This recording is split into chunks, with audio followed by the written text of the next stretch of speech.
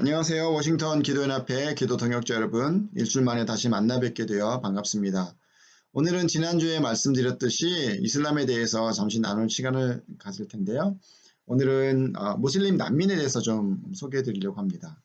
예전에 전 세계 80억 인구 중에서 약 1억 명 정도가 난민으로 자신의 삶의 터전을 떠났다고 말씀드렸습니다. 엄청난 지각 변동이 일어난 것인데요. 이슬람 선교 차원으로 보면 새로운 기회가 열렸다고 할 수 있습니다. 2010년 12월 튀니지에서 시작한 민주화의 열망으로 아랍의 봄 물결은 2011년도에 절정에 달했습니다.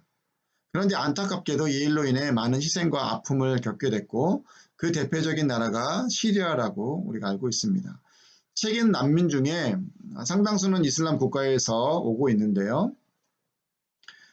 볼티모어 동쪽편에 살람센터라는 곳이 있습니다. 여기에서 아랍어를 사용하는 무슬림 난민들을 섬기고 그들에게 복음을 전하려고 노력하고 있습니다. 이집트 출신 레다 목사님이라고, 이분이 약 7년 동안 볼티모어에 정착한 무슬림 난민 가정을 만나고 있습니다. 그분이 말씀하신 한 500여 가정을 주변에서 직간접적으로 알게 되었다고 하는데요. 보통 한 가정당 자녀를 4명으로 보면 한 가족을 6명으로 치고 약 3,000명 정도가 센터 주변으로 정착한 셈입니다. 처음 무슬림 난민들이 미국에 와서는 심각한 전쟁 트라우마와 문화 충격, 그리고 생활고를 겪게 됩니다. 이슬람 국가를 여행하신 분들은 아시겠지만 하루 5번 아잔이라는 기도 소리가 모스크에서 울려 퍼집니다. 처음 들으면 소리 때문에 신경이 참 예민해집니다. 그런데 무슬림들은 평생 이런 이슬람 문화권에서 살다가 처음으로 미국에 도착한 하루 동안 아무 소리도 듣지 못하게 됩니다. 저희가 아잔 소리를 처음 들을 때의 충격만큼 이 사람들도 역으로 문화 충격을 느끼게 되는 것이죠. 특히 저희 교회에서 6년 전쯤 주로 섬겼던 난민들이 시리아 출신들이었습니다. 제가 가정을 방문하다 보면 정말 기가 막힌 사연들을 듣게 되는데요. 지금은 이름이 정확하게 기억나지 않는데 한 여인이 거리에서 자살 소동을 벌이다가 경찰에 연행된 사건이 있었습니다. 새 아이를 키우는 젊은 엄마였는데요. 시리아 내전 중에 IS가 마을에 쳐들어와서 사람들을 죽이는 장면을 본인이 직접 목격하게 됩니다. 더 안타까운 일은 자기 집에 들어와서 이 군인들이 남동생의 자리를 절단하는 모습까지 보게 됩니다. 얼마나 큰 충격을 받았을까 상상이 안 가죠. 그러니 이곳에 정착한 이후로 제대로 된 삶을 살 수 없게 됩니다.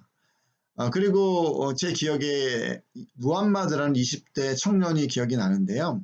팬데믹 전에 만났던 형제입니다. 이라크 출신인데 이 청년은 종족 간의 분쟁으로 인해서 자신의 마을에 쳐들어온 반대파 무슬림 무장 세력들에 의해서 대낮에 사람들이 보는 앞에서 두 팔이 잘리게 됩니다. 그 몸으로 겨우 미국에 혼자 오게 됐는데 살아가는 것 자체가 또 하나의 기적과 같은 그런 시련이 되는 거죠. 제가 몇 년 전 시리아 사태를 잘 정리한 영상 하나를 보게 됐는데요. 혹시 보시면 중동 사태를 조금 이해하실 데 도움이 될까봐 아래 링크에 걸어 놓았습니다. 한번 관심 있는 분들은 보시고 보시면 중동 사태를 이해하는 데 도움이 되리라 믿습니다.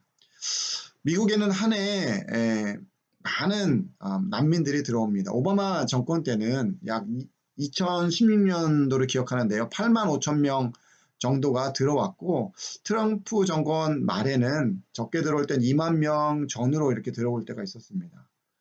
난민들이 미국에 들어오는 것은 플러스보다는 마이너스가 더 많겠죠. 인도주의적인 차원에서 국제사회 협력하는 일환으로 난민들을 받아들이는 걸로 보입니다. 저는 정치는 잘 모르겠습니다. 그런데 적어도 교회에서 우리 주변까지 찾아온 게 아니라 흘러온 거죠. 이 흘러 들어온 난민들을 바라볼 때 주님의 궁유의 마음과 선교적 비전을 가지고 접근하는 것이 필요하지 않을까 생각합니다. 지난 토요일에도 저희 교회에서 아프간 난민 2가정을 초대해서 교회에서 BBQ 파티도 하고 또 즐거운 시간을 보냈습니다. 기회 되는 대로 복음에 대해서 나누고 어떻게든 주님께로 인도해야 인도하려고 노력하고, 그리고 또 장기적인 계획을 가지고 이렇게 그들을 섬기려고 고민하고 기도하고 있습니다. 특별히 난민들의 자녀들은 우리 자녀들과 함께 살아갈 다음 세대입니다. 이슬람 국가에 한 명의 선교사를 파송하기까지 정말 많은 재정과 에너지가 소모되는데요. 우리 곁에 다가온 무슬림들을 선교적 차원에서 돌보고 섬긴다면 복음을 전할 수 있는 그런 기회가 많이 열리리라고 믿습니다. 한국도 일제 식민 시대와 6.25를 겪었던 아픔이 있는 나라입니다. 우리에게도 민족적인 고난과 아픔이 있었지만 하나님께서 하나님의 역사를 통하여 관건적으로 우리 민족에게 복음이 들어올 수 있는 그런 통로가 되게 하셨습니다. 출애굽기 22장 21절에 보면 너는 이방 나그네를 압제하지 말며 그들을 학대하지 말라. 너희도 애굽 땅에서 나그네였음이라 라는 말씀이 있습니다. 한인교회가 민족적 아픔을 이겨내고 복음 안에서 먼저 축복받은 자로서 또한 미국에서 이민자로 살아가는 자로서 우리 이웃들, 특별히 무슬림 난민들에게 관심을 가지고 다가갈 수 있다고 믿습니다. 이루에 함께 관심을 가져주시고 기도하시고 또 무슬림 난민들이 하나님의 복음으로 새롭게 될 것을 기대하시면서 기도해 주시기를 부탁드립니다. 기도하겠습니다. 하나님, 이 세상에서 벌어지는 모든 일들, 그러한 정치적인 소용돌이, 이것들을 그냥 세상적인 관점으로 보는 것이 아니라 하나님의 관점으로 보길 원합니다.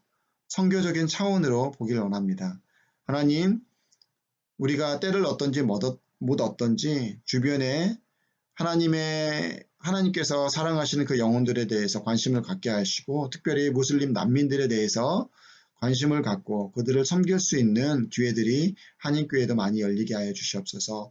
이를 위해서 함께 기도하는 오늘 하루 될 수 있도록 하나님 우리의 마음을 움직여 주시옵소서. 감사드립니다. 우리 구주 예수 그리스도의 이름으로 기도합니다. 아멘.